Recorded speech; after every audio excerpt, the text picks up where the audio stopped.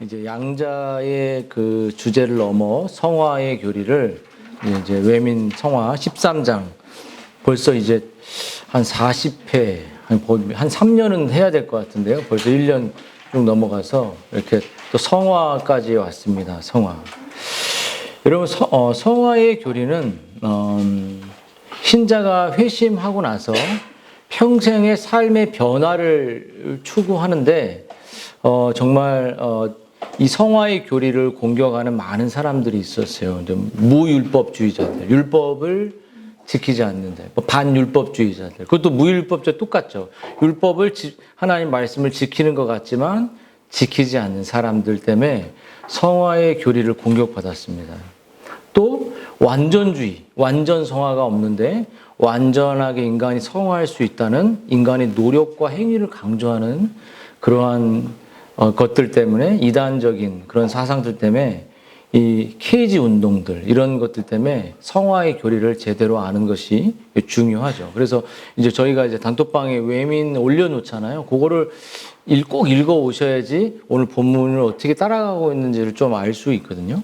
그래서 오늘 이제 외민의 이제 13장 성화는 효과적으로 부르심 받고 중생하고 그 마음에 이제 새 마음이 된 사람들이 어떠한 이 삶을 사는지, 그리고 맨 마지막에 보면 이런 거룩한 생활이 없이는 아무도 주님을 보지 못한다라는 이 말씀이 오늘 히브리서의 말씀입니다. 그래서 오늘은 성화가 어떤 것인지, 또 어떤 사람이 성화된 사람인지, 성화를 주체자가 뭔지, 또 성화의 도가 뭔지 이런 내용들을 조금 살펴보면서 몇 주간 이 성화에 대한 이야기를 하려고 합니다.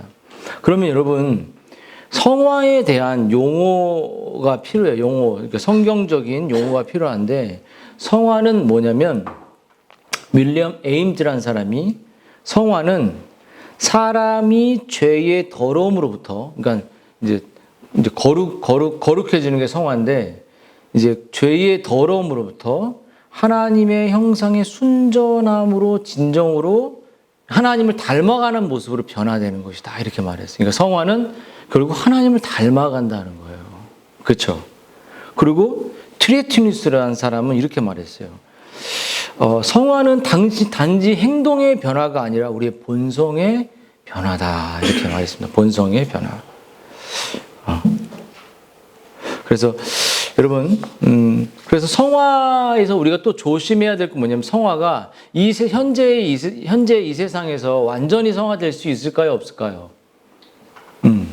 완전히 변화될 수 없다는 거예요. 그 대신 완전에 다다른 단계까지 변화가 돼야 돼요. 그냥 아무것도 변화도 없다가 영화까지 한 방에 되는 게 아니라 완전 성화설을 주장하진 않지만 완전에 이르는 성화의 삶이 영화의 모습까지 우리가 예수님 닮아가는 모습까지 아이가 이게 자라잖아. 주아가 자라듯이 우리도 자라감이 있어야 돼요. 맞죠? 성화는 자라가는 거예요. 그러면 여러분 성화가 성경적으로 가르침이 뭘까? 성화는 한마디로 거룩해져 가는 거예요. 왜 오늘 거룩함이 없으면 주를 보지 못한다 이렇게 나왔잖아요. 왜냐하면 하나님의 본성이 거룩해요. 그러니까 엄마 아빠가 어떤 기준을 갖고 있잖아요. 있죠. 기준을 갖고 있죠. 근데 기준에 여러분이 못 미치면 엄마 아빠의 눈을 쳐다볼 수 있어요, 없어요? 없죠. 어제도 우리 가온이가 5시에 오거라 했는데 되게 늦게 왔어요. 그래서 제가 밖에 나가서 엄청 아이를 찾았거든요. 전화도 안 되고. 근데 제가 정해준 기준에 못 미치니까 울면서 들어오더라고요. 연기한 건 아니고 진짜 그 슬픔에 차서 이렇게 어려움 속에 들어왔죠.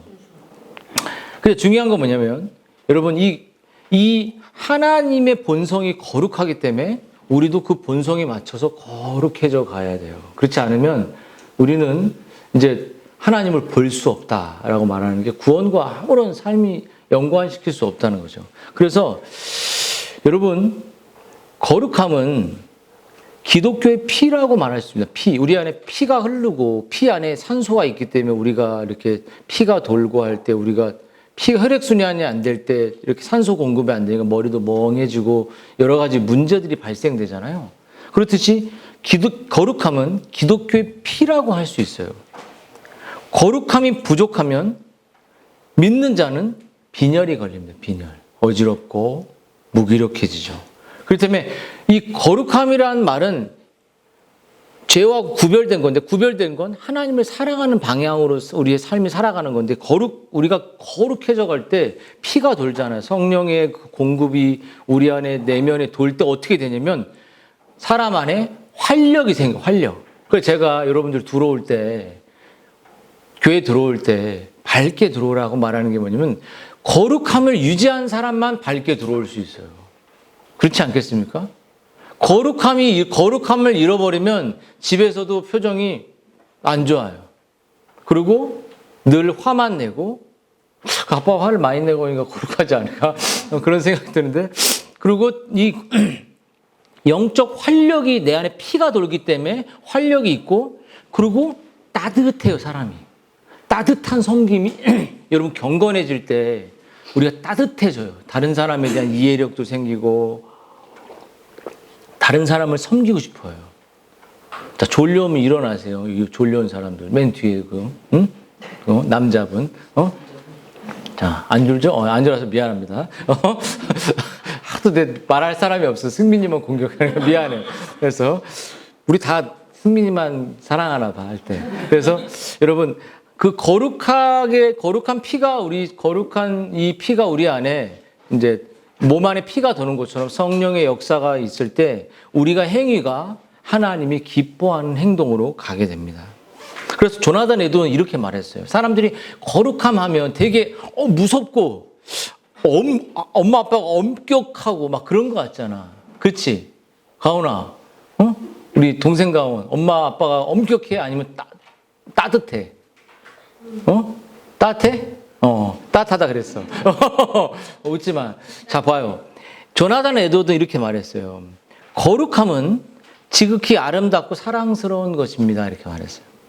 어릴 때부터 거룩함에 대한 이상한 개념을 주워 듣습니다. 사람들이. 마치 거룩함은 우울하고 무섭고 또 이렇게 까탈스럽으며 시큼하고 불쾌한 것이라고 생각하기 쉽습니다. 거룩함이라는 게. 그러나 거룩함에는 달콤함이 지극히 사랑스러운 교회는 이 달콤한 꿀이 거룩함이 하나님과 교제하니까 풍성하게 나타난다는 거예요. 그래서 신학자들은 칭의가 뭐고 이제 거룩한 성화가 뭔지를 개혁신학은 늘 구분하고 설명하려고 했어요. 그럼 여러분 이 칭의는 우리가 오늘 이신칭의를 이제 우리가 이제 성경 공부 시간에 배우는데 칭의는 뭐냐면 우리 안에 법적인 상태가 변화되는 하나님이 우리가 칭의가 일어났다는 건 우리가 알 수 없어요. 근데 그것을 거룩을 통해 알 수 있죠. 칭의가 내 안에 발생됐다는 것을. 그래서 법적인 하나님의 신분의 변화라면 성화는 우리가 이 하나님의 의롭다고 네가 용서되었어라는 게 우리 안에 일어날 때 어떻게 되면 우리의 삶이 내면이 바뀌어가는 거예요. 이렇게. 그래서 거룩해져 가는 사람만이 하나님의 죄 용서가 된 거예요. 내 안에 거룩을 막 짜내, 성경 읽어, 묵상해, 뭐 해. 절대 안 돼요. 그게 안 돼. 율법적으로 해도 안 돼.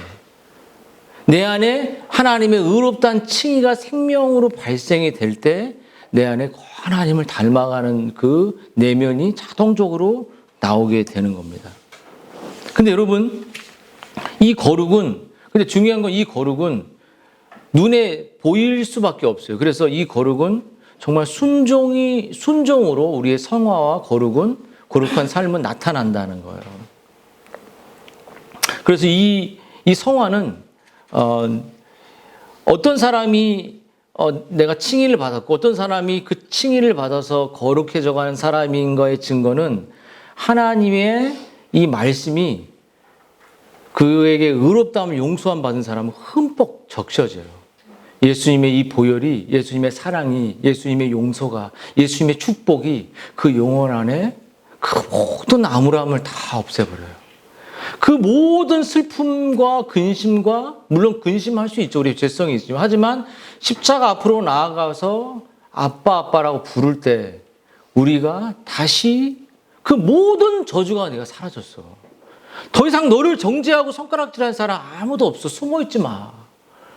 정말 외롭지 마. 라고 말하는 이 층이가 하나님의 말씀이 푹 적셔서 우리의 삶으로 흘러나오게 된다는 거예요. 근데 여러분 봐봐요.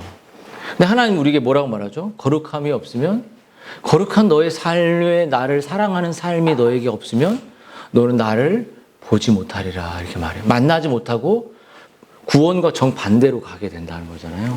그래서 왜 성경은 우리에게 거룩을 요구할까? 그게 필수 불가결한 거리라는 거죠. 거룩은 죄를 지으며 아이에게 거룩한 열매를 낼 수 없듯이 거룩은 아름답고 하나님과 풍성한 교제고 하나님 기뻐하는 삶인데 이게 왜 우리들에게 필요한가? 히브리서는 왜 아무도 나를 보지 못한다고 말할까라고 그것을 제가 몇 가지로 얘기하려고 하면 적으셔도 돼요. 왜 거룩이 필요한가? 적어봐요. 왜 하나님은 우리에게 거룩을 요구하실까? 첫 번째, 하나님의 백성이 거룩해져야 하는 첫 번째 이유는 하나님이 거룩하기 때문이라는 거죠. 여러분, 하나님은 어떤 분이죠? 하나님은 우리의 최고의 왕이십니다. 왕. 그분은 자신의 율법을 본성적으로 거룩하신 분입니다. 여러분, 거룩하신 분이, 만약에 거룩한 분이 거룩해지지 않은 사람, 말씀을 사랑하지 않는 사람, 말씀을 묵상하지 않는 사람, 말씀과 멀리하는 사람을 자신의 백성으로 여기며 자신과 함께 거하신다면 그것은 하나님 자신이 거룩하지 않다는 증거가 되는 거예요. 그렇죠? 하나님이 거룩하기 때문에 너도 나의 길을 같이 가자는 거예요.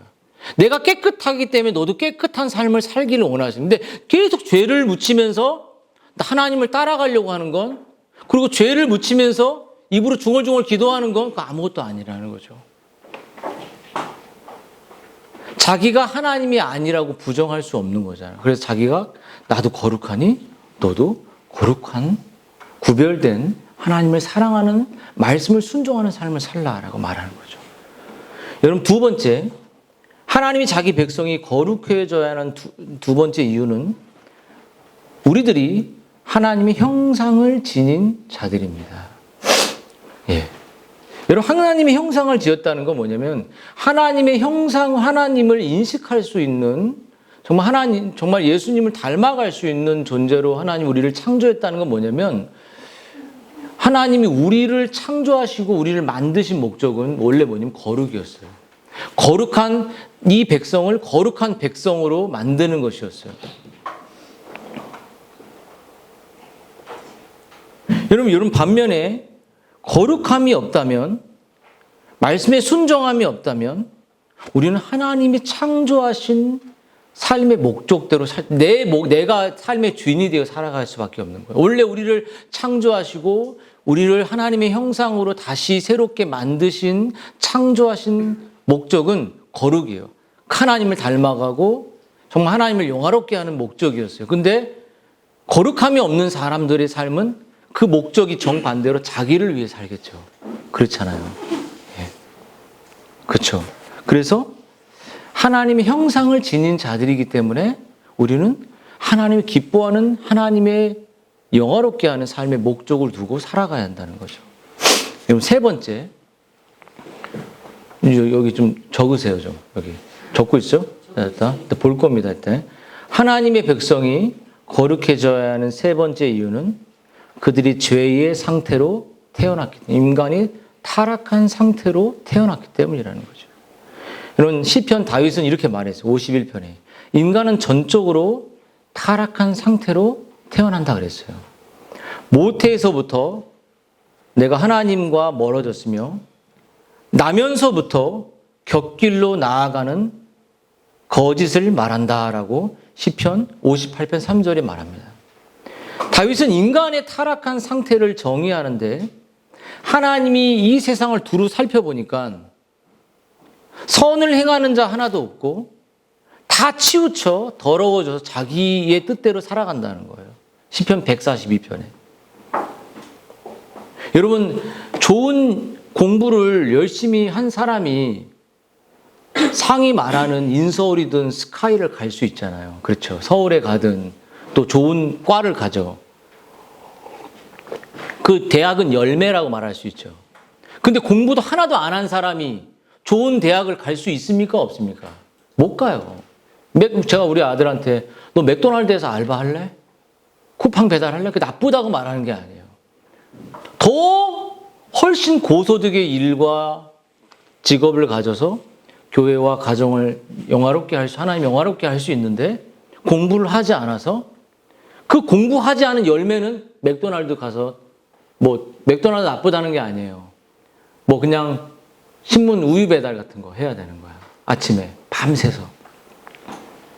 그 나중에 몸 축나서 못해. 내가 많이 해봤어. 안 해본 일 없죠. 청소 너무 힘들어. 새벽 2시에 나가서 호주에서 청소한 생각하면 호주 생활은 저에게 늘 눈물이 이렇게 아내하고도 관계가 너무 안 좋았고 너무 힘든 생활이었어요. 부모 돈이 없어서 그런가? 예. 자, 보세요.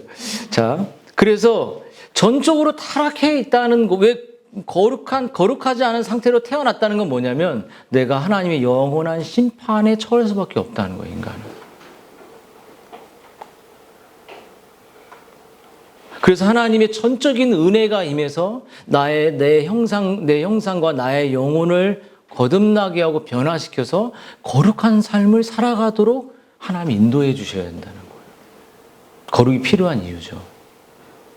자, 여러분 네 번째, 하나님의 백성이 거룩해져야 하는 이유는 도덕성, 내가 윤리적으로 교회에 오고 도덕성과 종교성이 거룩은 아니라는 거예요. 교회를 다니는 도덕적 행위로 인간은 거룩함으로 나아갈 수 없고 구원받을 수 없습니다. 여러분 청교도 존 길은 일부 이교도 철학자도 고도의 미덕을 실천했지만 그들에게는 단 혼돈과 거룩함은 가지고 있지 않았다고 말해요. 오직 시기와 야심과 교만과 양심과 정말 욕심이 가득할 뿐이죠. 마치 바리새인이 내가 구원받을 만해 이렇게 자기를 드러내고 자기를 자랑하잖아요. 질그릇 같은 모습이 아니라 정말 자기를 11조 했고 정확한 헌금 생활했고 예배 생활했던 것으로 자기의 거룩을 드러내고 하지만 하나님은 그를 의롭다고 여기지 않고 모면했어요. 오히려 세리 같은 사람이 그 낮아진 사람이 의롭다함 칭함을 받고 그런 삶을 하나님 기뻐하죠. 그러므로 여러분 성화는 오직 사람의 일이 아닌 사람이 스스로 노력으로 얻어낼 수 있는 거룩한 길은 사람의 노력으로 되는 것이 아닌 하나님의 은혜요 초자연적인 성령의 역사로만 인간은 하나님을 찾을 수 있고 거룩하게 될 수 있다는 것이에요. 거룩함이 필요한 사람들은 자신이 의지의 노력으로 될 수 없다는 사실을 본인도 알고 있어요. 아내가 여보 오늘 게임 좀 하지 마세요. 여보 오늘 인터넷 유튜브 좀 그만 보세요라고 아내와 남편이 서로를 소리쳐도 그게 하나님의 성령의 초자연적인 역사가 있지 않고서는 그의 영혼이 일어날 수 없다는 것이에요. 거룩함이 필요하지만 거룩함을 나아갈 수 없다는 거예요.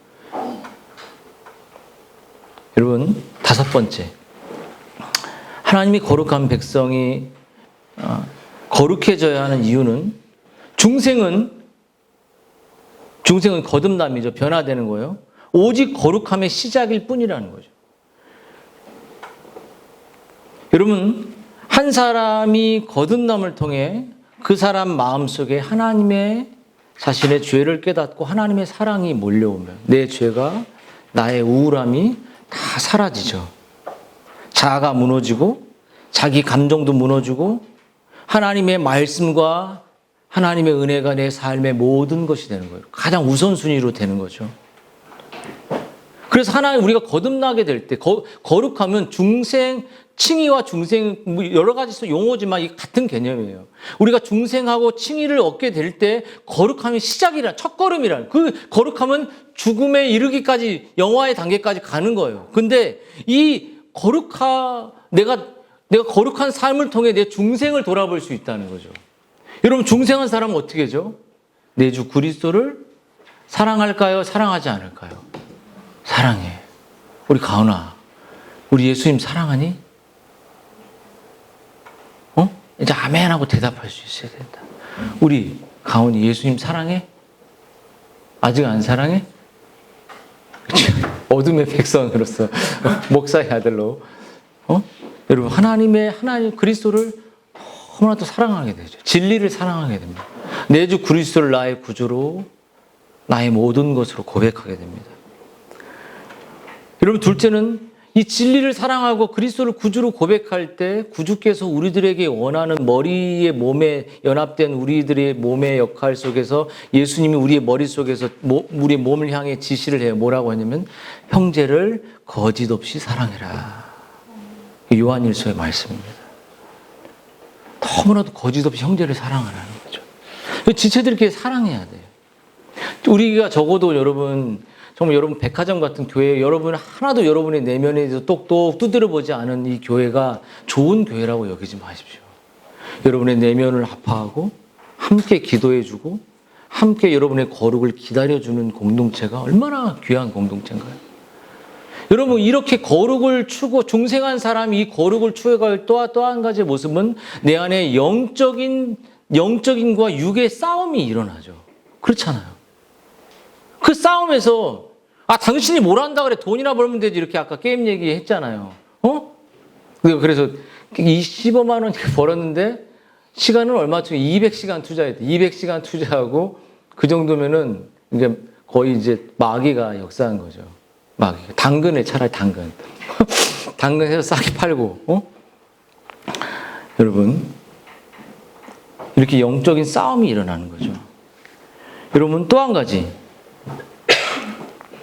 하나님의 백성이 거룩해져야 하는 이유는 구원은 거룩한 사랑의 응답을 요구한다는 거예요. 이게 무슨 말이죠? 여러분, 자 봐봐. 요즘에 목사님이 주일학교 이불 개라고 했는데 우리 시온이 일어나서 이불 개니 안 개니? 너 이불 개? 알았어? 네가 잔 거니까 팬티도 네가 빨아. 엄마하고 다 하지 말고. 원래는 물 한 번 손도 안 댔어. 봐봐요. 엄마가 너무 제가 삼시세끼를 차리고 어머니 식사까지 할 때 나중에 화가 나더라고요. 화가 나. 애들한테 밥을 차려주기 싫어서가 아니라 너무 힘들어요. 너무 힘들어. 뭘 먹이지? 뭘 하지? 본인은 이제 금요일 나와서 뭐 돕는다고 하지만 금요일까지는 제가 다 해야 돼요.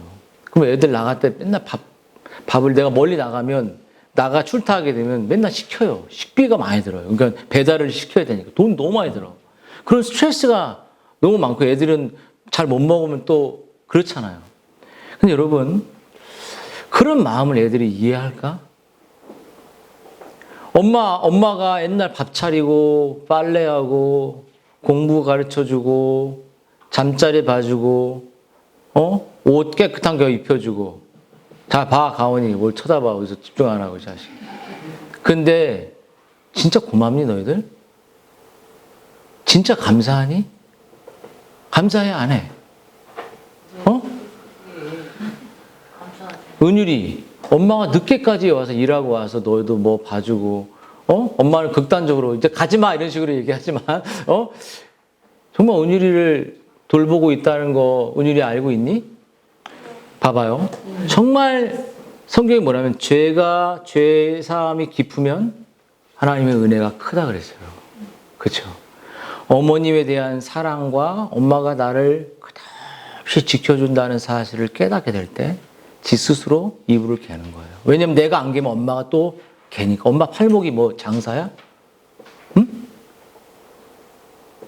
니네들 밥 해먹이 너 많이 먹잖아 또. 고마워하게 엄마가 쩍쩍 말라. 검사하게 여기라고. 교만해지지 말고. 그래서 성경은 은혜가 크게 되면 그 은혜의 반응이 거룩한 하나님의 사랑을 얻으면 그 거룩이 반응이 나온다는 거예요. 승민이에게 하나님의 사랑이 임했어. 그러면 그 반응은 뭐냐면 거룩한 삶으로 하나님께 보답하는 거예요. 내 삶의 마음을 지키고, 그래서 하이델베르크 이제 1주 2문에서 이렇게 말해요. 사람이 행복하게 살고 죽기 위해서는, 사람이 행복하게 살고 행복한 인생의 마무리를 하기 위해서는 자신의 죄와 자신의 비참함이 얼마나 크고 거기에서 건진받아야 하는지를 알아야 할 뿐만 아니라 그런 건지심으로 말미암은 하나님에 대한 감사를 어떻게 표현할 수 있는지도 알아야 한다고 말이죠. 그러니까 나를 용서해 주시고 나를 품어주신 부모의, 나를 입혀주고 먹여준 부모의 사랑을 이렇게 버릇없이 고개만 깔딱거리지 말고 이불을 개고 니네 밥 먹은 걸 설거지를 하고 더럽게 하더라도 부모님이 준 용돈을 소중하게 쓰고, 그러한 하나님의 은혜에 대한 반응이 없는 사람들은 배은망덕한 거예요. 그래서 구원의 은혜라는 거지. 알겠어요? 자, 또 한 가지. 하나님 백성이 거룩해져야 하는 또 하나는 착한 행실, 지체, 사랑, 교회 섬김이 그들의 믿음으로 구원받은 것임을 증명하는 증거가 된다는 거예요.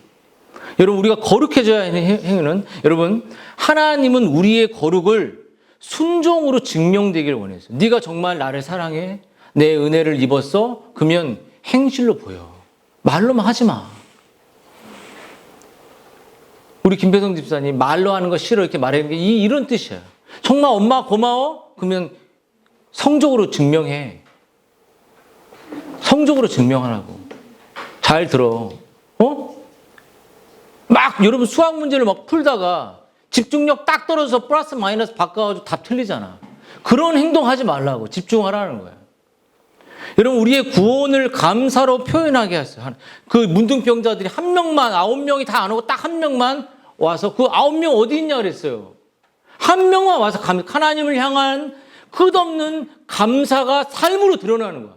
우리가 그 삶이 어디 있어? 순종이죠. 지체를 사랑하는 것이죠. 교회를 사랑하는 것이죠. 가정을 영적으로 돌보는 삶이 다 눈에 보이는 겁니다.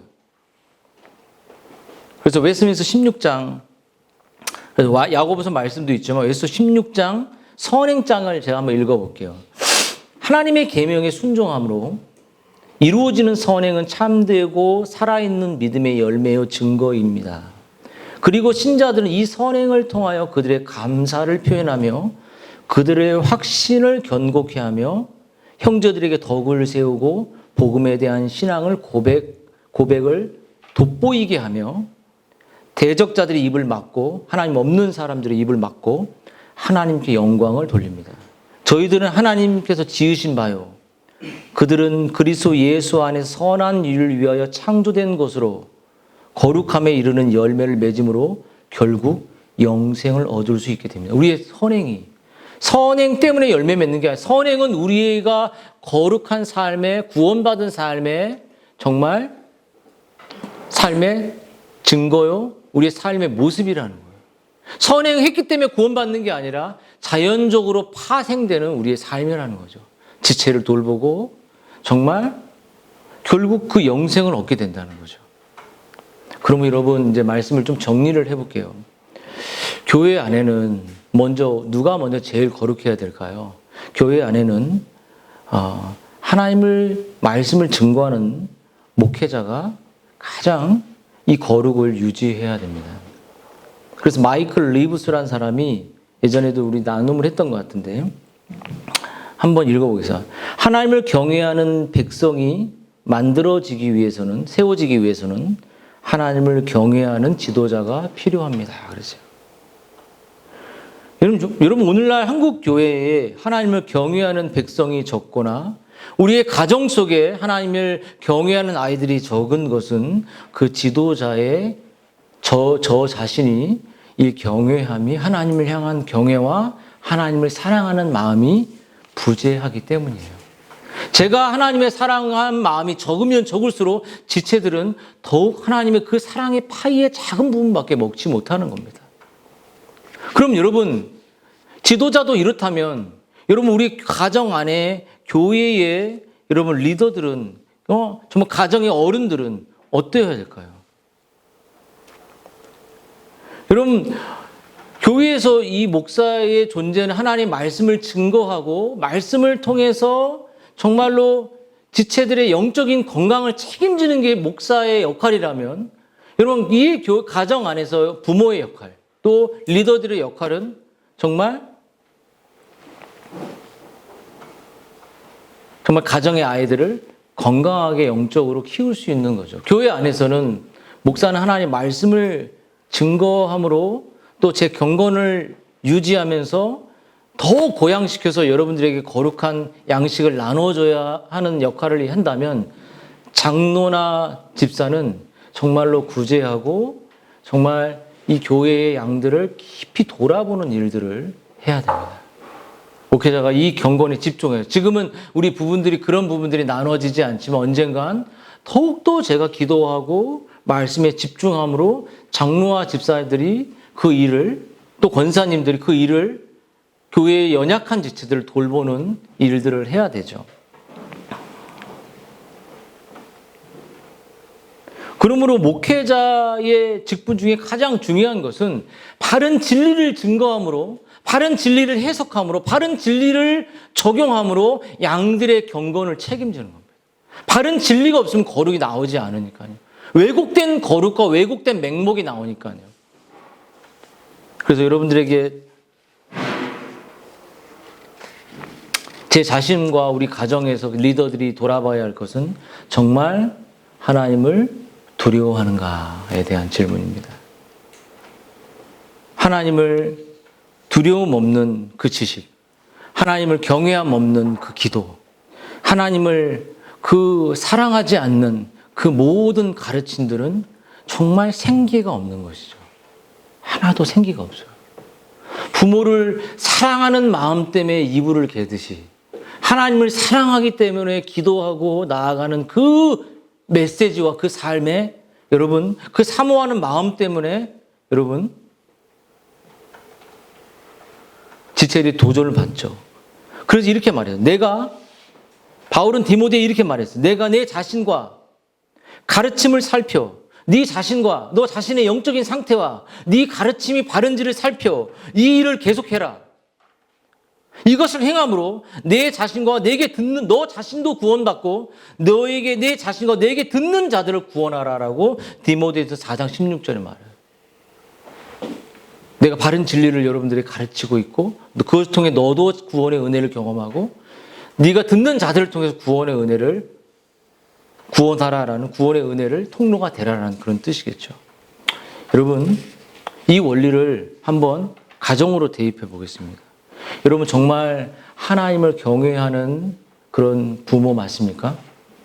하나님을 진짜 사랑하는 부모, 정말 하나님의 그 진정한 임재를 경험하고 날마다 정말 낙심의 우겨싸움을 상황 속에서 경건을 유지하는 그러한 부모인가요? 여러분, 하나님께서는 구주 예수 그리스도의 피값을 한 교회를 세우실 뿐만 아니라 하나님은 아담과 하와의 부부가 되심으로 가정을 세우셨죠.